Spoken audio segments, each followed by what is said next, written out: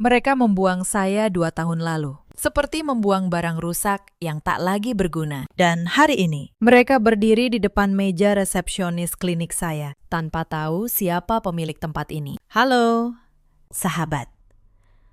Selamat datang kembali di kanal ini, tempat kita berbagi kisah nyata tentang luka, kesabaran, dan keadilan yang selalu datang pada waktunya. Kalau cerita hari ini menyentuh hati kalian, jangan lupa tinggalkan jejak di kolom komentar. Mari kita mulai. Nama saya Laras, Anindita Larasati, 34 tahun. Saya seorang dokter spesialis kandungan, pemilik sebuah klinik fertilitas di kawasan Kemang, Jakarta Selatan. Setiap pagi, saya melewati pintu kaca klinik ini dengan rasa syukur. Ada nama saya di papan besar di lobi. Klinik Harapan Bunda. Tempat-tempat banyak pasangan datang dengan air mata, lalu pulang dengan harapan. Saya membangun klinik ini dari nol, dari sisa-sisa hidup yang pernah hancur. Sebab, 2 tahun lalu, saya bukan siapa-siapa di mata sebuah keluarga. Saya hanya menantu yang dianggap cacat. Perempuan yang katanya tak bisa memberikan keturunan. Pagi itu, langit Jakarta cerah. Saya baru saja menyelesaikan rapat pagi dengan para perawat. Tangan saya, tanpa sadar, mengusap perut saya sendiri. Di sana, ada kehidupan kecil yang sudah berusia 4 bulan. Rahasia yang saya simpan rapat di balik jas dokter saya. Suami saya, Arman, mengantar saya tadi pagi. Dia ingin menemani sampai ruang kerja. Tapi ada panggilan mendadak dari kantornya. Saya menyuruhnya pergi. Saya bisa bekerja sendiri. Saya selalu bisa. Lalu pintu klinik terbuka. 3 orang masuk dengan langkah ribut. Suara melengking seorang perempuan tua memenuhi ruang tunggu. Saya menoleh. Dan napas saya tertahan. Wajah-wajah itu, wajah yang memenuhi mimpi buruk saya selama 2 tahun. Mantan ibu mertua saya, Bu Sukarni. Mantan suami saya, Reza. Dan seorang perempuan muda di samping Reza, menggandeng lengannya dengan posesif. Mereka tidak melihat saya. Saya berdiri di balik kaca ruang konsultasi, di lantai 2. Memandang ke bawah. Mereka datang ke klinik saya, ke tempat yang saya bangun di atas reruntuhan, harga diri yang dulu mereka injak-injak. Karma datang tepat waktu, dan kali ini saya yang memegang kuncinya. Izinkan saya membawa kalian ke awal, ke masa ketika saya masih perempuan yang lemah, menantu yang menundukkan kepala, demi sebuah keluarga yang tak pernah menganggap saya manusia. Dulu, saya menikah dengan Reza karena cinta. Cinta yang saya kira tulus. Reza, pria yang tampan. Pekerja kantoran biasa di sebuah perusahaan di Sudirman. Kami tinggal di rumah kontrakan kecil di Bekasi. Lalu pindah ke rumah orang tuanya di sebuah kampung di pinggiran kota. Itu kesalahan pertama saya. Tinggal seatap dengan Bu Sukarni. Ibu mertua saya adalah perempuan yang mengukur segalanya dengan keturunan. Bagi beliau, seorang istri hanya berharga jika bisa melahirkan cucu. Dan setelah 2 tahun pernikahan, perut saya masih datar. Mulailah neraka itu. Setiap pagi, Bu Sukarni menatap perut saya seperti menatap aib. Setiap kerabat datang. Beliau menjadikan kemandulan saya bahan obrolan. Saya menanggung semuanya dalam diam. Saya pikir kalau saya cukup sabar, suatu hari Tuhan akan memberi kami anak. Saya tidak tahu bahwa masalah sebenarnya bukan pada saya. Saya pernah meminta Reza ikut memeriksakan diri ke dokter. Hanya pemeriksaan biasa, agar kami tahu di mana letak masalahnya. Tapi Reza marah besar, wajahnya merah padam. Reza membentak saya. Kamu mau bilang aku yang bermasalah? Aku ini laki-laki sehat. Jangan menghina harga diriku. Saya terdiam. Saya tidak berani memaksa lagi. Padahal, andai saat itu dia mau menurunkan egonya sedikit saja, semua akan berbeda. Tapi tidak. Bagi Reza dan ibunya, sudah pasti perempuanlah yang salah. Rahim sayalah yang kering.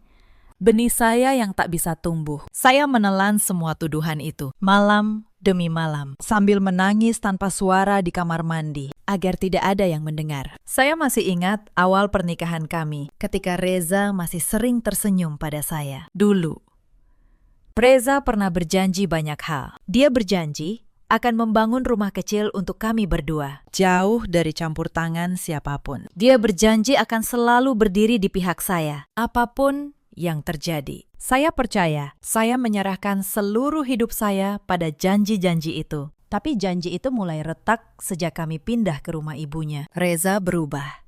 Di hadapan ibunya, dia menjadi anak kecil yang penurut. Apapun yang Bu Sukarni katakan, Reza mengiyakan. Bahkan ketika ibunya jelas-jelas salah, Reza tidak pernah berani membantah. Saya pernah mencoba bicara dari hati ke hati. Suatu malam, saya berkata pelan, "Mas, aku merasa ibu terlalu keras padaku. Bisakah Mas bicara baik-baik dengan beliau?" Reza menghela napas panjang. Lalu dia berkata, "Sudahlah, Anin.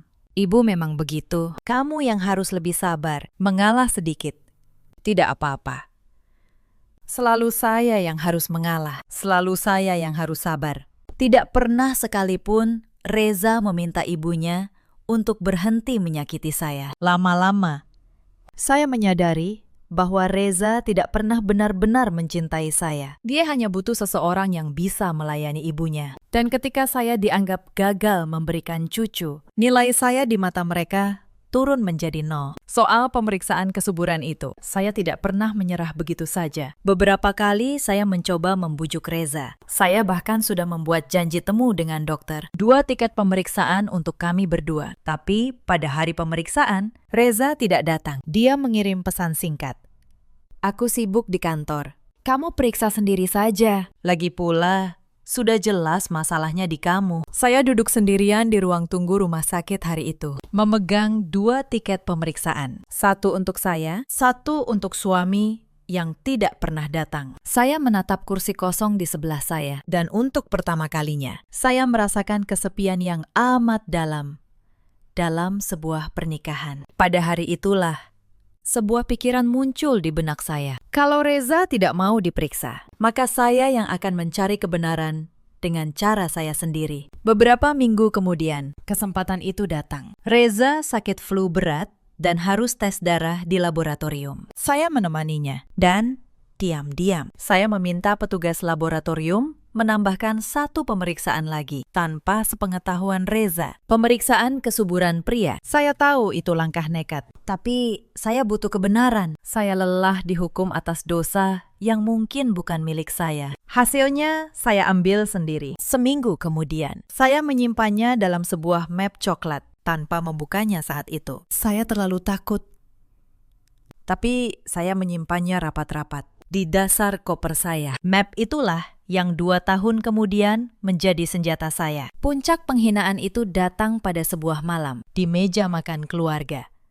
Hari itu, Bu Sukarni mengadakan acara kumpul keluarga besar. Saya memasak rendang sejak subuh. Dapur penuh asap. Tangan saya melepuh terkena minyak panas. Saya ingin memberi kesan baik. Saya ingin membeli sedikit tempat di hati mereka. Tapi yang saya dapatkan hanyalah cap di kening saya. Mandul. Di tengah makan malam, ketika semua kerabat berkumpul, Bu Sukarni mengetuk gelasnya dengan sendok. Beliau berdiri, menatap saya dengan tatapan dingin. "Saya mau bicara," kata beliau dengan suara melengking. "Saya sudah 2 tahun menunggu cucu dari Reza. Tapi istrinya ini tidak becus. Rahimnya tanah kering yang tidak bisa ditanami." Sendok di tangan saya berhenti di udara. Wajah saya terasa panas. Semua mata di meja itu menatap saya, sebagian dengan kasihan, sebagian dengan cibiran. Bibi-bibi di ujung meja saling berbisik. Salah satu dari mereka tertawa kecil. Suara tawa itu menusuk telinga saya lebih dalam daripada pisau. Saya menatap Reza, suami saya. Saya berharap dia membela saya sekali saja, tapi Reza hanya menunduk. Dia memainkan sendok di piringnya. Dia tidak punya keberanian untuk menatap mata saya, apalagi membela saya di depan ibunya. Pengecut. Itulah kata yang tepat untuk Reza. Dulu, sekarang, dan selamanya. "Bu," kata saya pelan, mencoba menahan getaran di suara saya. "Mungkin kita perlu periksa berdua. Bisa jadi masalahnya bukan di saya saja." Belum selesai kalimat saya, Bu Sukarni menggebrak meja. "Lancang," bentak beliau. "Kamu mau menyalahkan anak saya? Reza itu laki-laki sempurna. Banyak perempuan mengantri untuk dia. Kamu ini yang cacat. Bersyukur Masih ada yang mau menampung kamu. Ruangan hening. Saya menunduk. Air mata saya jatuh ke atas piring rendang yang saya masak dengan tangan yang melepuh. Malam itu, saya mengerti satu hal. Di rumah ini, saya tidak akan pernah menang. Sebab kebenaran tidak penting. Yang penting hanyalah menjaga kebanggaan Bu Sukarni dan ego anaknya. Tapi malam itu, saya belum tahu apa yang sudah mereka rencanakan di belakang saya. Beberapa minggu kemudian, saya pulang lebih awal dari biasanya. Saya membawa kabar baik. Saya baru saja diterima bekerja paruh waktu di sebuah klinik sebagai asisten administrasi. Saya ingin punya penghasilan sendiri agar tidak terus bergantung. Tapi begitu saya membuka pintu rumah, suasana terasa aneh. Di ruang tamu, Bu Sukarni duduk bersama seorang perempuan muda yang tidak saya kenal. Perempuan itu cantik, berdandan mencolok, mengenakan gaun ketat. Reza duduk di sebelahnya, dekat sekali. Terlalu dekat untuk dua orang yang baru kenal. Bu Sukarni tersenyum sinis melihat saya. "Oh, kamu sudah pulang," kata beliau. "Bagus. Kenalkan, ini Vania, calon istri baru Reza. Perempuan yang sehat, yang bisa memberi saya cucu." Saya berdiri membeku di ambang pintu. Tas kerja saya hampir terjatuh dari tangan. "Apa maksud ibu?" tanya saya dengan suara bergetar. "Maksud saya jelas," jawab Bu Sukarni dingin. "Reza akan menikah lagi. Kamu boleh tetap di sini sebagai istri tua. Atau pergi, terserah. Yang penting, keluarga ini butuh keturunan." Saya menoleh ke Reza, suami saya. Pria yang berjanji di hadapan penghulu untuk menjaga saya seumur hidup. Reza tidak berkata apa-apa. Dia hanya menunduk, sama seperti malam itu di meja makan. Vania, perempuan muda itu, menatap saya dengan tatapan menghina. Lalu dia tersenyum manis dan menggandeng lengan Reza, seolah memamerkan kemenangan. Dada saya sesak. Tapi saya tidak menangis, tidak di depan mereka. "Saya pikir saya menikah dengan seorang suami," kata saya pelan. Ternyata saya menikah dengan seorang anak kecil yang masih bersembunyi di balik rok ibunya. Reza mengangkat wajahnya, kaget, tapi tetap tidak berkata apa-apa. Bu Sukarni berdiri, menunjuk ke arah pintu. "Kalau kamu tidak terima, silakan keluar." Sekarang juga, saya menatap rumah yang selama 3 tahun saya rawat. Lantai yang saya pel setiap hari. Dapur tempat saya memasak ribuan kali. Tidak ada satupun yang menjadi milik saya. Bahkan, suami saya pun bukan milik saya. Saya mengambil tas saya dan berbalik. Setelah malam di meja makan itu, hidup saya semakin sulit. Bu Sukarni seakan mendapat izin untuk memperlakukan saya semaunya. Setiap pagi, beliau membangunkan saya pukul 4 subuh. Saya harus memasak untuk seisi rumah, mencuci semua pakaian, membersihkan halaman. Sebelum boleh sarapan, kalau ada satu saja pekerjaan yang kurang sempurna, beliau akan mengomel sepanjang hari. Adik ipar saya, Mira, ikut-ikutan menghina. Mira lebih muda dari saya, baru menikah setahun dan sudah mengandung. Beliau menjadikan kehamilannya sebagai senjata. Suatu hari, Mira menyodorkan tumpukan pakaian kotornya ke pangkuan saya. "Mbak, tolong cucikan ini. Kondisiku tidak boleh capek." Beda dengan Mbak yang santai. Tidak punya beban apa-apa di perut. Kata-kata itu menusuk, tapi saya hanya menunduk dan mengambil pakaian kotor itu. Pernah suatu kali, sebuah cangkir kesayangan Bu Sukarni pecah. Bukan saya yang memecahkannya, Mira yang menjatuhkannya saat bermain ponsel. Tapi ketika Bu Sukarni marah, Mira menunjuk ke arah saya. "Tadi Mbak Anindita yang pegang." "Bu," kata Mira dengan wajah tak berdosa. Bu Sukarni langsung meledak. Beliau menyuruh saya berlutut di ruang tamu, di depan kerabat yang sedang berkunjung, untuk meminta maaf atas cangkir yang bahkan tidak saya pecahkan. "Berlutut," kata beliau. "Minta maaf. Dasar perempuan ceroboh, sudah mandul, ceroboh pula." Saya berlutut di lantai dingin itu. Lutut saya menyentuh ubin keras. Air mata saya menetes diam-diam. Para kerabat menonton. Ada yang berbisik. Ada yang menahan tawa. Reza, suami saya, hanya pergi ke kamar, menutup pintu.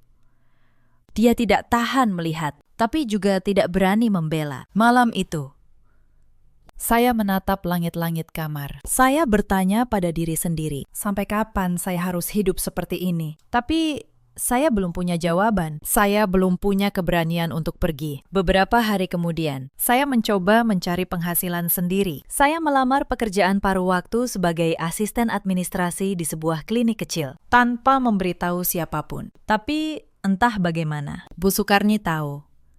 Dan beliau datang ke klinik itu di depan rekan-rekan kerja baru saya. "Untuk apa kamu kerja?" bentak beliau di depan banyak orang. "Mau menyaingi suamimu. Perempuan tidak tahu diri. Tugasmu di rumah, melayani keluarga, bukan keluyuran cari uang." Beliau menyeret tangan saya keluar dari klinik itu di hadapan semua orang. Hari itu juga, saya kehilangan pekerjaan yang baru saya dapatkan. Rekan-rekan baru saya menatap dengan iba, tapi tidak ada yang bisa menolong. Saya pulang dengan kepala tertunduk. Saya merasa seperti burung yang sayapnya terus dipatahkan, tepat ketika ia hendak belajar terbang. Malam itu hujan turun deras di kampung pinggiran kota. Saya keluar dari rumah itu dengan satu koper kecil. Hujan langsung membasahi seluruh tubuh saya. Bu Sukarni berdiri di teras, di bawah atap yang kering, menonton saya basah kuyup di tengah hujan. "Selamat jalan, menantu mandul," kata beliau.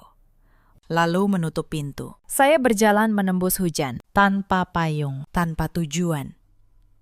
Air hujan dan air mata saya bercampur menjadi satu. Tidak ada yang membedakan keduanya. Reza tidak mengejar saya. Tidak ada telepon, tidak ada pesan. Dia membiarkan saya pergi seperti membuang sampah. Tidak dikembalikan ke orang tua saya dengan hormat, hanya dibuang di tengah hujan, di tengah malam. Saya naik ke sebuah angkutan terakhir malam itu, menuju rumah ibu saya di seberang kota. Ketika ibu saya membuka pintu dan melihat saya basah kuyup, beliau langsung memeluk saya. Saya menangis di pelukan beliau, seperti anak kecil. Ibu saya tidak banyak bicara. Beliau hanya mengusap kepala saya, lalu berkata pelan, "Sudah, Nak, jangan menangis lagi. Biar Allah yang membalas semua perbuatan mereka. Tugas kita hanya bangkit." Kalimat itu menempel di hati saya sampai hari ini. Biar Allah yang membalas. Tugas kita hanya bangkit. Beberapa hari setelah saya diusir, saya kembali ke rumah itu sekali, hanya untuk mengambil barang-barang pribadi saya. Saya datang pagi-pagi, berharap bisa mengambil pakaian, dokumen penting, dan sedikit perhiasan peninggalan ibu saya. Tapi begitu sampai di depan pagar, saya melihat semua barang saya sudah dikeluarkan, tergeletak di halaman depan, di dalam 2 kardus bekas, basah karena embun semalam. Bu Sukarni berdiri di teras, melipat tangannya. "Itu barangmu, ambil dan jangan pernah kembali lagi ke sini." Saya berjalan ke kardus itu. Beberapa pakaian saya sudah robek. Foto pernikahan saya dengan Reza, yang dulu saya simpan dengan rapi, kini retak kacanya. Tapi yang membuat saya panik, surat-surat penting saya tidak ada di sana. Ijazah, akta, dan beberapa dokumen lain hilang. "Bu, dokumen-dokumen saya di mana?" tanya saya. Bu Sukarni tersenyum sinis. "Surat cerai sedang diurus sebelum semua beres. Dokumenmu kami simpan dulu, supaya kamu tidak macam-macam." Saya mengerti maksud beliau. Mereka menahan dokumen saya agar saya tidak bisa pergi terlalu jauh, agar saya tetap bisa mereka kendalikan. Itu cara lama mereka, menggunakan apapun untuk membuat saya tak berdaya. Tapi saya sudah belajar satu hal selama bertahun-tahun di rumah itu. Saya tidak boleh menunjukkan kelemahan saya. "Baik, Bu," kata saya, "tenang, simpan saja dokumen itu. Saya akan mengurus salinannya sendiri di kantor pemerintah. Lebih mudah daripada berdebat dengan ibu." Wajah Bu Sukarni berubah. Beliau tidak menyangka saya akan menjawab setenang itu selama ini. Saya selalu menangis dan memohon. Kali ini, saya hanya mengangkat 2 kardus basah itu dan berjalan pergi tanpa menoleh. Di tengah jalan, Reza mengejar saya. Untuk sesaat, saya berpikir mungkin dia masih punya sedikit hati nurani. Tapi saya salah. "Anin," katanya, "cincin kawin yang aku berikan dulu, kembalikan." Fania mau pakai cincin itu. Saya menatap Reza, lalu tertawa kecil. Tawa yang getir, Saya melepas cincin tipis di jari saya. Cincin yang dulu menjadi simbol janji suci kami. Dan menjatuhkannya ke telapak tangannya. Ambil, kata saya. Berikan pada perempuan yang kamu pilih untuk menggantikan aib yang sebenarnya milikmu sendiri. Semoga cincin ini membawa keberuntungan yang dulu tidak pernah ada di pernikahan kita. Reza terdiam, menggenggam cincin itu. Saya tidak menunggu jawabannya. Saya melanjutkan langkah. Membawa 2 kardus basah berisi sisa-sisa kehidupan lama saya. Hari itu, di tengah jalan yang sepi, saya merasakan sesuatu yang aneh. Di tengah semua kehilangan itu, ada secercah kebebasan. Saya tidak lagi memiliki apa-apa. Tapi justru karena itu, saya tidak lagi punya apa-apa yang bisa mereka gunakan untuk menyakiti saya. Saya mengurus semua salinan dokumen saya sendiri, persis seperti yang saya katakan. Dan dalam waktu 1 bulan, surat cerai itu resmi keluar. Saya menandatanganinya tanpa air mata, sebab saya tahu perpisahan ini bukan akhir. Ini awal dari kehidupan saya yang sesungguhnya. Dan saya memilih untuk bangkit. Selama beberapa bulan, saya hancur. Saya hampir tidak bisa bangun dari tempat tidur. Tuduhan mandul itu menggerogoti harga diri saya setiap malam. Saya merasa seperti perempuan yang cacat, yang tidak berguna. Tapi suatu hari, saya menyadari sesuatu. Selama ini, saya hanya percaya pada tuduhan mereka. Saya tidak pernah benar-benar memeriksakan diri secara menyeluruh. Maka saya pergi ke sebuah rumah sakit besar. Saya menjalani semua pemeriksaan kesuburan, dari yang paling sederhana sampai yang paling rinci. Hasilnya keluar seminggu kemudian. Dokter menatap saya, lalu tersenyum. "Bularas," kata dokter itu. "Rahim ibu sangat sehat. Sel telur ibu normal. Tidak ada satupun masalah kesuburan pada diri ibu. Ibu bisa hamil kapan saja dengan pasangan yang juga sehat." Saya terdiam di ruang praktik itu. Dunia seakan berhenti berputar. Selama 3 tahun. Saya dihina sebagai perempuan mandul, dibuang seperti sampah. Padahal tubuh saya sehat sempurna. Lalu di mana letak masalahnya? Jawabannya jelas. Masalahnya ada pada Reza, pria yang dulu menolak diperiksa karena takut harga dirinya runtuh. Hari itu, sesuatu berubah dalam diri saya. Air mata saya berhenti. Rasa rendah diri saya menguap. Yang tersisa hanya satu tekad. Saya akan bangkit lebih tinggi daripada mimpi mereka. Dulu, saya hanya lulusan diploma kebidanan yang berhenti bekerja demi mengurus rumah tangga. Maka saya memutuskan untuk melanjutkan kuliah lagi. Saya menjual satu-satunya perhiasan peninggalan nenek saya untuk biaya pendaftaran. Saya kuliah sambil bekerja. Tidur 3 jam sehari, belajar di angkutan umum, di sela istirahat kerja, di tengah malam yang sepi. Ibu saya menjadi penyemangat satu-satunya. Bertahun-tahun saya berjuang, sampai akhirnya saya menyelesaikan pendidikan dan menjadi dokter spesialis kandungan. Bidang yang dulu menghancurkan saya, kini menjadi senjata saya. Sekitar setahun setelah perceraian, ketika saya masih berjuang kuliah sambil bekerja, saya pernah bertemu mereka sekali. Saat itu, saya sedang berbelanja kebutuhan dapur di sebuah pasar swalayan dekat kampus. Tubuh saya lelah, mata saya sembab karena begadang mengerjakan tugas. Saya hanya mengenakan kaos sederhana dan sandal jepit. Tiba-tiba, saya mendengar suara yang sangat saya kenal. Suara melengking yang dulu menghantui mimpi saya. "Lihat, itu kan Anindita." Saya menoleh. Bu Sukarni berdiri tidak jauh dari saya, bersama Fania. Fania menggandeng troli belanjaan penuh barang mahal. Di jari manisnya, sebuah cincin emas berkilau. Mereka berdua berpakaian mewah, dengan tas bermerek di lengan. Bu Sukarni menatap saya dari atas ke bawah, dengan tatapan menghina yang sangat saya kenal. "Masya Allah, kasihan sekali," kata beliau dengan suara keras. Sengaja, agar orang-orang di sekitar mendengar. Sudah dibuang, hidupnya tambah susah. Lihat penampilannya, seperti pembantu. Fania ikut tertawa. "Ibu, jangan dekat-dekat. Nanti kesialannya menular. Perempuan mandul memang pembawa sial." Beberapa pengunjung pasar menoleh ke arah saya. Wajah saya terasa panas. Tangan saya menggenggam keranjang belanja sampai buku jari saya memutih. Saya ingin sekali membalas. Saya ingin berteriak bahwa sayalah yang sehat, bahwa Rezalah yang bermasalah. Tapi saat itu saya belum punya apa-apa. Saya hanya mahasiswa miskin dengan masa depan yang belum jelas. Kalau saya bicara, mereka hanya akan menganggap saya mengarang cerita karena dendam. Maka saya menelan semua amarah itu. Saya hanya menatap Bu Sukarni dengan tenang, lalu berkata pelan, "Selamat menikmati hidup Ibu. Semoga semuanya membawa kebahagiaan." Lalu saya berbalik dan pergi, meninggalkan tawa mereka di belakang saya, di dalam angkutan umum menuju rumah. Air mata saya jatuh tanpa bisa saya tahan. Bukan karena sedih, tapi karena marah pada diri sendiri yang masih begitu lemah. Saya bersumpah dalam hati, suatu hari mereka akan datang pada saya, bukan untuk menghina, tapi untuk menyaksikan kebenaran yang selama ini mereka injak. Sumpah. Itulah yang membuat saya bertahan di malam-malam tersulit.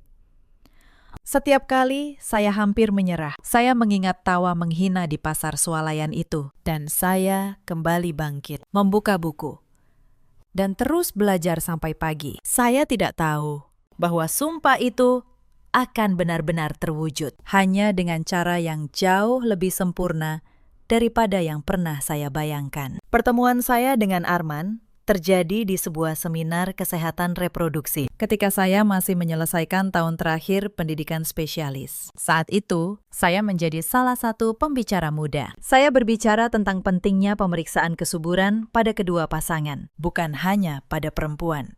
Topik yang sangat dekat dengan luka saya sendiri. Selesai acara, seorang pria menghampiri saya. Dia memperkenalkan diri sebagai Arman, seorang pengusaha properti yang hadir karena tertarik pada isu kesehatan keluarga. Dia memuji presentasi saya, lalu mengajak saya berdiskusi tentang rencana membangun fasilitas kesehatan di salah satu proyeknya. Awalnya, hubungan kami murni profesional, tapi semakin lama, saya menyadari ada sesuatu yang berbeda dari Arman. Dia mendengarkan dengan tulus. Dia tidak pernah memandang rendah perempuan, dan dia tidak terburu-buru menilai siapapun. Butuh waktu lama bagi saya untuk membuka hati lagi. Luka masa lalu membuat saya takut. Setiap kali Arman menunjukkan perhatian, sebuah suara di kepala saya berbisik, "Bagaimana kalau dia juga akan meninggalkanmu saat tahu masa lalumu?" Suatu malam, saya memberanikan diri menceritakan semuanya pada Arman. Tentang pernikahan pertama saya, tentang tuduhan mandul, tentang malam saya diusir di tengah hujan. Saya menceritakannya dengan suara bergetar, sambil menunggu reaksinya. Saya pikir mungkin dia akan menjauh. Tapi Arman justru menggenggam tangan saya erat-erat. Matanya tidak menunjukkan rasa jijik atau iba, hanya kehangatan. "Laras," kata Arman pelan. Orang yang menghakimi tanpa bukti hanya menunjukkan kebodohannya sendiri. Masa lalumu bukan aibmu, itu kekuatanmu. Aku justru semakin kagum melihat bagaimana kamu bangkit dari semua itu. Air mata saya jatuh. Untuk pertama kalinya dalam bertahun-tahun, ada seorang pria yang membela saya, bukan menyakiti saya. Beberapa bulan kemudian, Arman melamar saya, bukan dengan pesta mewah, bukan dengan cincin berlian besar, hanya di sebuah taman kecil, di bawah pohon, dengan sebuah cincin sederhana dan sebuah janji yang tulus. "Aku tidak bisa menjanjikan hidup tanpa masalah," kata Arman. "Tapi aku berjanji, apapun masalahnya, aku akan menghadapinya bersamamu. Aku tidak akan pernah membiarkanmu menanggung apapun sendirian." Saya menerima lamaran itu dengan air mata bahagia, sebab saya tahu kali ini saya memilih pria yang tepat. Pria yang melihat saya sebagai manusia seutuhnya, bukan sebagai rahim yang harus menghasilkan keturunan. Kami menikah dalam upacara sederhana yang dihadiri keluarga dekat. Ibu saya menangis bahagia di hari pernikahan itu. Beliau memeluk saya dan berbisik, "Lihat, Nak, Allah memang membalas kesabaranmu berbuah manis." Setelah menikah, Arman mendukung penuh impian saya. Dengan modal dan dukungannya, saya membuka Klinik Harapan Bunda, tempat yang kelak menjadi panggung bagi keadilan yang selama 2 tahun saya nantikan. Dan beberapa bulan lalu, sebuah keajaiban datang. Saya hamil buah cinta yang sehat, dari pasangan yang sehat. bukti hidup bahwa tuduhan mereka dulu hanyalah kebohongan. Saya menyimpan kabar kehamilan ini rapat-rapat. Bahkan para perawat di klinik belum tahu. Saya hanya ingin menjaganya. Seperti menjaga harta paling berharga. Lalu pagi itu datang. Pagi ketika pintu klinik saya terbuka dan masa lalu saya berjalan masuk dengan langkah ribut. Mereka datang untuk konsultasi pranikah. Saya tahu itu dari catatan janji temu di komputer resepsionis. Atas nama Reza dan Fania, Pasangan yang akan menikah. ingin memeriksa kesuburan sebelum hari pernikahan. Mereka memilih klinik saya. Klinik terbaik di kawasan itu, tanpa tahu siapa pemiliknya. Tanpa tahu bahwa nama dokter yang akan memeriksa mereka adalah nama perempuan yang dulu mereka buang di tengah hujan. Mbak Yati, resepsionis saya, menelpon ke ruangan saya. Dokter, pasien konsultasi pranikah sudah datang atas nama Pak Reza. Apakah langsung saya arahkan ke ruang dokter? Saya menatap layar komputer. Jantung saya berdetak. Bukan karena takut, bukan karena rindu, tapi karena saya tahu hari yang saya tunggu selama 2 tahun akhirnya tiba. Iya, Mbak Yati, jawab saya tenang. Arahkan mereka ke ruang konsultasi utama. Saya yang akan menangani sendiri. Membangun klinik itu tidak mudah. Tahun pertama, klinik saya sepi. Banyak orang ragu pada dokter perempuan muda yang baru buka praktek. Saya hampir menyerah beberapa kali. Tapi Arman selalu mengingatkan saya, orang yang pernah jatuh paling dalam justru paling kuat untuk berdiri. Pasien pertama yang benar-benar mengubah segalanya adalah seorang perempuan bernama Bu Saras. Beliau datang dengan mata sembab. Sudah 8 tahun menikah tanpa anak. Dan keluarga suaminya terus menyalahkannya. Cerita beliau persis seperti cerita saya dulu. Saya memeriksa beliau dan suaminya, keduanya. Ternyata masalahnya ada pada sang suami, bukan Bu Saras. Setelah pengobatan yang tepat, setahun kemudian, Bu Saras melahirkan seorang putri yang sehat. Beliau datang ke klinik saya sambil menggendong bayinya, menangis, bahagia, dan memeluk saya erat. Dokter, Ibu menyelamatkan rumah tangga saya. Ibu menyelamatkan harga diri saya. Sejak hari itu, nama klinik saya mulai dikenal. Dari mulut ke mulut, semakin banyak perempuan datang. Perempuan-perempuan yang dituduh mandul, yang ternyata sehat. Saya menjadi tempat mereka mencari kebenaran. Sama seperti kebenaran yang dulu saya cari sendiri. Klinik Harapan Bunda tumbuh menjadi salah satu klinik fertilitas terbaik di kawasan itu. Saya tidak pernah menyangka bidang yang dulu menghancurkan saya kini menjadi tempat saya menyembuhkan luka orang lain. Beberapa hari sebelum Reza dan Fania datang untuk konsultasi pranikah, sesuatu yang aneh terjadi. Sebuah pesan masuk ke ponsel saya dari nomor yang tidak saya kenal. Tapi begitu membaca isinya, saya tahu siapa pengirimnya. Anin. Ini Reza. Aku dengar kamu sekarang jadi dokter. Aku akan periksa di sebuah klinik minggu depan. Kalau kebetulan kita bertemu, tolong jangan buat masalah. Demi masa lalu kita. Saya menatap pesan itu cukup lama. Reza tidak tahu bahwa klinik yang dia maksud adalah klinik saya. Dia hanya mendengar kabar bahwa saya menjadi dokter dan merasa perlu mengancam saya lebih dulu demi masa lalu kita. Kalimat itu hampir membuat saya tertawa getir. Masa lalu yang mana? Masa ketika dia membiarkan saya diusir di tengah hujan? Masa ketika dia diam saat ibunya menghina saya setiap hari? Saya tidak membalas pesan itu. Saya hanya menyimpan map coklat tua saya lebih dekat di laci meja kerja saya. Sebab saya tahu, hari yang saya tunggu selama 2 tahun sudah semakin dekat. Dan ketika nama Reza muncul di catatan janji temu klinik saya tersenyum tenang. Takdir punya cara sendiri untuk mengembalikan keadilan. Mereka datang ke tempat yang paling tidak mereka duga, ke hadapan perempuan yang dulu mereka anggap tidak berharga. Saya turun ke lantai 1 dengan langkah tenang. Saya mengenakan jas dokter putih dengan papan nama tersemat di dada. Dr. Anindita Larasati. Special O.G. Rambut saya tertata rapi. Wajah saya tenang seperti permukaan danau. Saya membuka pintu ruang konsultasi. Di dalam, Reza. Vanya dan Bu Sukarni sudah duduk menunggu. Mereka tidak menoleh ketika saya masuk. Mereka kira saya hanya dokter biasa. Saya duduk di kursi dokter, di balik meja. Lalu, saya mengangkat wajah dan menatap mereka. "Selamat pagi," kata saya. "Saya dokter yang akan menangani konsultasi pranikah kalian hari ini." Bu Sukarni yang pertama kali sadar. Beliau menatap wajah saya. Lalu, matanya terbelalak. Mulutnya terbuka. Wajahnya pucat seperti melihat hantu di siang bolong. "Kamu," bisik beliau. "Anindita." Reza mengangkat wajahnya. Begitu matanya bertemu mata saya, tubuhnya membeku. Kunci mobil di tangannya terjatuh ke lantai. Wajahnya pucat pasi. Vanya kebingungan. Dia menatap ke arah suaminya, lalu ke arah Bu Sukarni. "Ada apa ini? Siapa dokter ini?" Saya tersenyum tenang. "Perkenalkan, saya Dr. Anindita Larasati, pemilik klinik ini. Dan kebetulan saya juga mantan istri calon suami Anda." "Bu Vanya." Wajah Vanya berubah. Dia menoleh ke Reza dengan tatapan tidak percaya. Bu Sukarni berdiri dari kursinya. Panik. "Kita salah klinik, Reza. Ayo kita pergi."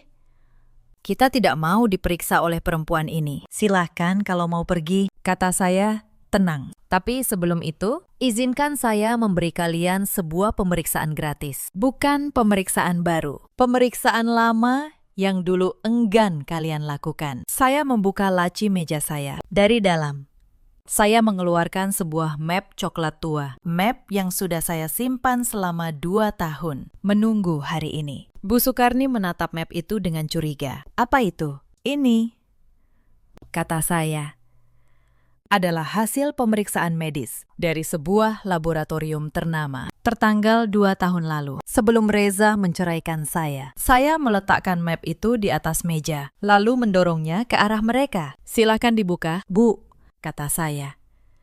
Surat cinta dari masa lalu. Tangan Bu Sukarni gemetar saat membuka map itu. Beliau menarik selembar kertas. Matanya menyipit. Membaca tulisan di atasnya. Logo sebuah laboratorium kesuburan. Nama pasien tertera jelas di sana. Reza. Dan di bawahnya sebuah diagnosis medis. Wajah Bu Sukarni berubah pucat. Tangannya gemetar hebat. Ini tidak mungkin," bisik beliau. "Itu sangat mungkin, Bu," kata saya. 2 tahun lalu, sebelum kalian membuang saya diam-diam mengambil sampel pemeriksaan Reza saat dia tidur. Saya bawa ke laboratorium. Saya ingin tahu kebenarannya. Dan hasilnya jelas tertulis di sana. Saya menatap Reza. "Reza, tolong jelaskan pada ibumu dan pada istri barumu. Apa arti diagnosis itu?" Reza tidak menjawab. Wajahnya merah, lalu pucat, lalu merah lagi. Keringat menetes di pelipisnya. Saya melanjutkan dengan suara dingin. "Diagnosis itu menyatakan bahwa Reza tidak bisa memiliki keturunan. Sejak dulu, bukan saya yang bermasalah. Sejak awal, masalahnya ada pada Reza." Ruangan hening. Hanya terdengar suara napas Bu Sukarni yang memburu. "Reza sudah tahu hasil ini," kata saya. "Saya pernah memintanya periksa, tapi dia menolak karena takut harga dirinya runtuh. Dia memilih membiarkan saya menanggung aib kemandulan. Dia diam saat ibu menghina saya setiap hari. Dia diam saat saya diusir di tengah hujan. Dia membiarkan saya menanggung dosa yang bukan milik saya." Saya menatap Reza dengan tatapan jijik. "Reza, kamu bukan hanya tidak subur secara fisik, hati nuranimu juga mati." Vanya merebut kertas itu dari tangan Bu Sukarni. Dia membacanya dengan cepat. Lalu wajahnya berubah merah karena marah. "Jadi kamu yang mandul," teriak Vanya, histeris. "Kamu tahu kamu tidak bisa punya anak, tapi kamu tetap menikahiku. Kamu menipuku. Ibu kamu juga menipuku. Kalian menjebak aku." Vanya berdiri, melempar kertas itu ke wajah Reza. "Aku menikah denganmu karena ibumu berjanji aku akan punya keluarga sempurna. Ternyata semua bohong. Kalian merusak hidupku." Keributan itu menarik perhatian. Beberapa pasien di ruang tunggu menoleh ke arah ruang konsultasi yang pintunya terbuka. Mereka mulai berbisik. Bu Sukarni terduduk lemas di kursinya. Wajah yang dulu selalu sombong itu kini hancur berkeping-keping. Beliau baru menyadari sesuatu yang menyakitkan. Selama ini, beliau telah membuang seorang menantu yang sehat dan mempertahankan seorang anak yang justru menjadi sumber masalah. Beliau telah membuang berlian dan menggenggam erat sebuah batu. Anindita, panggil Bu Suparni dengan suara serak. Ibu? Ibu tidak tahu? Maafkan Ibu. Saya menatap beliau dengan tenang. Sudah terlambat.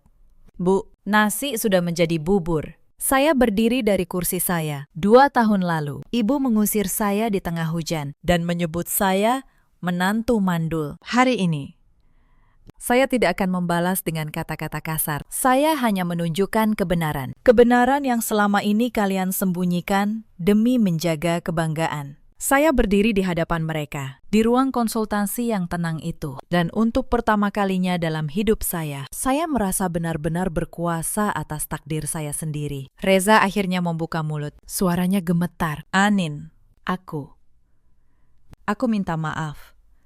Aku tahu aku salah. Tapi waktu itu aku takut. Aku takut kalau semua orang tahu aku yang bermasalah. Aku akan dianggap bukan laki-laki sejati. Saya menatapnya dingin. Jadi, demi harga dirimu, kamu rela mengorbankan harga diriku. Kamu rela aku dihina, diusir, dibuang seperti sampah. Hanya supaya rahasiamu aman. Reza menunduk. Tidak ada jawaban. Sebab memang tidak ada pembelaan yang masuk akal. Kamu tahu apa yang paling menyakitkan? Reza, lanjut saya. Bukan tuduhan mandul itu, tapi kenyataan bahwa orang yang berjanji mencintaiku justru menjadi orang pertama yang menusukku dari belakang. Kamu sudah tahu kebenarannya sejak awal, tapi kamu memilih diam dan membiarkan ibumu menghancurkanku. Bu Sukarni, yang sejak tadi terduduk lemas, mencoba berdiri. Wajahnya yang dulu selalu angkuh, kini pucat dan keriput karena ketakutan. Anindita, tolong, kata beliau dengan suara memelas. Jangan sebaron ini, aib keluarga kami. Kalau orang-orang tahu Reza yang mandul, kami akan jadi bahan tertawaan sekampung. Saya menatap beliau. Dan untuk sesaat, saya merasakan ironi yang pahit. Perempuan yang dulu dengan bangga menghina saya di depan seluruh kerabat, kini memohon agar rahasianya tidak dibongkar. Dulu, Ibu tidak peduli pada perasaan saya, kata saya pelan. Ibu menghina saya di depan banyak orang tanpa rasa malu. Sekarang Ibu meminta saya menjaga perasaan Ibu. Di mana keadilan dalam permintaan itu? Bu Sukarni terdiam. Sementara itu, keributan Fania semakin keras. Dia berdiri di lorong, menelpon seseorang sambil menangis, menuntut pembatalan pernikahan. Suaranya menggema di seluruh klinik. Beberapa pasien di ruang tunggu mulai memperhatikan. Salah seorang dari mereka, tanpa saya sadari, mengangkat ponselnya dan merekam kejadian itu. Bukan saya yang menginginkannya, tapi kebenaran memang punya cara sendiri untuk menyebar. Saya tidak peduli pada rekaman itu. Saya tidak butuh balas dendam yang berisik. Bagi saya, melihat wajah mereka yang hancur, menyadari kebenaran sudah lebih dari cukup. Saya menatap ketiga orang itu satu persatu. Bu Sukarni yang gemetar, Reza yang menunduk malu, Fania yang histeris di lorong. Kalian datang ke sini untuk memeriksa kesuburan sebelum pernikahan, kata saya. Saya rasa hasilnya sudah jelas, tanpa perlu pemeriksaan lagi. Silakan kalian selesaikan urusan kalian sendiri. Saya punya pasien lain yang lebih membutuhkan waktu saya. Saya bangkit dari kursi, lalu berjalan menuju pintu. Sebelum keluar, saya berhenti sejenak dan berkata tanpa menoleh, "Oh iya, satu hal lagi. Klinik ini punya kebijakan. Kami hanya melayani pasien yang menghargai sesama manusia. Kalian, sayangnya, tidak memenuhi syarat itu." Lalu saya membuka pintu dan keluar dari ruangan, meninggalkan mereka dengan reruntuhan kebohongan yang selama ini mereka jaga. Di luar ruangan, saya menarik napas panjang. Tangan saya sedikit gemetar, bukan karena takut, tapi karena 2 tahun beban yang akhirnya terlepas. Mbak Yati, resepsionis saya, menghampiri dengan segelas air putih. "Dokter, tidak apa-apa?" tanyanya khawatir. Saya tersenyum, mengambil gelas itu. "Saya tidak apa-apa, Mbak. Justru, saya belum pernah merasa sebaik ini." Saya membuka jas dokter saya sedikit, lalu meletakkan tangan saya di perut saya yang mulai membuncit. "Dan satu hal lagi yang perlu kalian tahu," kata saya pelan. "Saya sedang hamil 4 bulan. Anak yang sehat dari suami saya yang sehat. Perempuan yang dulu kalian sebut tanah kering, kini sedang menumbuhkan kehidupan." Mata Bu Sukarni terbelalak menatap perut saya. Bibirnya bergetar, tapi tidak ada kata yang keluar. Reza menatap saya dengan mata yang berkaca-kaca. Mungkin penyesalan, tapi penyesalan yang datang terlambat tidak ada gunanya. Mulai hari ini, saya dan keluarga kecil saya akan menjalani hidup yang jauh lebih tenang. Tanpa bayang-bayang kalian, kata saya. Sekarang, tolong tinggalkan ruangan ini. Saya tidak menerima pasien yang tidak bisa menghargai sesama. Fania sudah lebih dulu pergi sambil menangis dan berteriak menuntut pembatalan pernikahan. Reza mengejarnya, memohon-mohon di sepanjang lorong. Tapi Fania tidak menoleh sama sekali. Bu Sukarni berdiri dengan tubuh gemetar. Beliau menatap saya sekali lagi dengan tatapan memohon yang sia-sia. Lalu, beliau berjalan keluar dengan langkah terhuyung, meninggalkan klinik yang dulu dibangun oleh menantu yang beliau buang. Saya kembali duduk di kursi saya. Saya menarik napas panjang. Dr. Wira, rekan saya, masuk ke ruangan dengan wajah khawatir. "Laras, kamu tidak apa-apa. Ada keributan tadi." Saya tersenyum. "Saya baik-baik saja, Wira. Justru, saya merasa sangat ringan. Beban yang menekan dada saya selama 2 tahun baru saja lenyap." Sore itu, ketika saya pulang, Arman sudah menunggu di depan klinik. Dia membuka pintu mobil untuk saya, lalu mengusap kepala saya dengan lembut. "Bagaimana harimu?" tanya Arman. Saya menyandarkan kepala di bahunya. "Hari ini, saya menutup sebuah pintu yang sudah lama harus saya tutup. Sekarang, saya hanya ingin menatap ke depan." Arman tersenyum, lalu mengusap perut saya. "Kita berdua, bertiga, sebentar lagi." Mobil melaju meninggalkan klinik, meninggalkan masa lalu yang kelam di belakang. Keheningan di dalam mobil terasa damai, sangat kontras dengan kekacauan yang baru saja saya tinggalkan. 6 bulan kemudian, anak saya lahir, seorang bayi laki-laki yang sehat dan kuat. Kami menamainya Arka, cahaya, sebab dia adalah cahaya yang lahir dari masa-masa paling gelap dalam hidup saya. Suatu sore, ketika saya sedang menggendong Arka di balkon rumah kami, sebuah pesan masuk dari seorang kenalan lama di kampung itu. Pesan itu berisi sebuah foto. Foto itu memperlihatkan seorang perempuan tua berbaju kusam, duduk di emperan sebuah pasar tradisional. Di depannya, tergelar tikar plastik dengan tumpukan sayuran yang sudah mulai menguning. Wajah itu, meski lelah dan menua, masih bisa saya kenali. Itu Bu Sukarni, perempuan yang dulu selalu pamer perhiasan di setiap acara keluarga. Kenalan itu bercerita, Reza kehilangan pekerjaannya setelah pernikahannya dengan Fania batal total. Fania menggugat dan menyebar cerita itu ke seluruh kampung. Reza jatuh sakit, lalu hanya bisa menjadi kuli serabutan. Sekarang mereka tinggal di sebuah rumah kontrakan sempit di pinggiran. Saya menatap foto itu cukup lama, tapi bukan rasa kasihan yang muncul, bukan pula rasa puas. Yang saya rasakan hanya satu hal. Hukum karma itu nyata, dan ia selalu datang tepat waktu. Malam itu, setelah Arka terlelap, Satpam Perumahan mengantar sebuah bungkusan kecil ke rumah kami. Tidak ada nama pengirim di sana. Arman membukanya perlahan. Di dalamnya terlipat sehelai selimut bayi yang dirajut dengan tangan. Benangnya kasar dan jahitannya tidak rapi. Terselip pula sepotong kertas dengan coretan tangan yang goyah. Di kertas itu tertulis, "Untuk Cicit yang mungkin tak akan pernah kupeluk. Nenek menyesal pernah punya mata, tapi buta hati." Saya mengenali tulisan tangan itu. Tulisan Bu Sukarni. Arman memandang saya. "Kamu mau aku buang saja?" Saya mengambil selimut rajutan kecil itu, lalu mengusapnya pelan. "Jangan. Letakkan saja di laci paling bawah. Untuk apa kita menyimpannya? Tanya Arman.